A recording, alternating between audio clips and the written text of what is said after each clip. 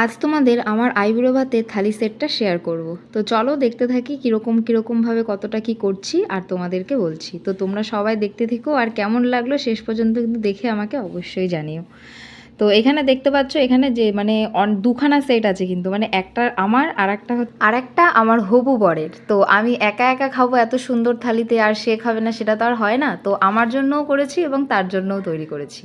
এই যে দেখতে পাচ্ছ দুটো থালি সেট, যেটা আমার অলরেডি সাদা রং করা হয়ে গেছে। আর এই যে সেটটা দেখতে পাচ্ছ, এটা তোমাদের সাথে পুরো শেয়ার করা হয়নি। আমি খুব মানে তাড়াতাড়ি করে ফেলেছি, যেহেতু অনেক কাজ ছিল, তাই তোমাদেরকে একেবারে ফাইনালটাই দেখাচ্ছি। আর এখানে দেখো একটুখানি সাদা, মানে পুরো ডিজাইনটা করার পর একটু হলুদ টাচ আপ করেছিলাম, তো যেটা দেখতে কিন্তু বেশ সুন্দর লাগছিলো দেখতে। তোমাদের কেমন লাগছে আমাকে কিন্তু জানিও।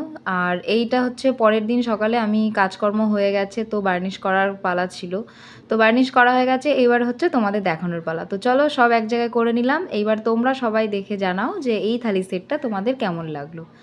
আর বলে রাখি, এই যে থালি সেটটা তোমাদের দেখাচ্ছি, এটা কিন্তু আমার নয়, এটা হচ্ছে আমার বরমশাইয়ের। তো তোমাদের কেমন লাগলো সবাই জানিও।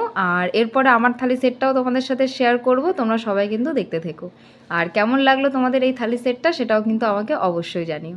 তো চলো আজকের মতো এইটুকুই, সবাই দেখো আর জানিও কেমন হয়েছে।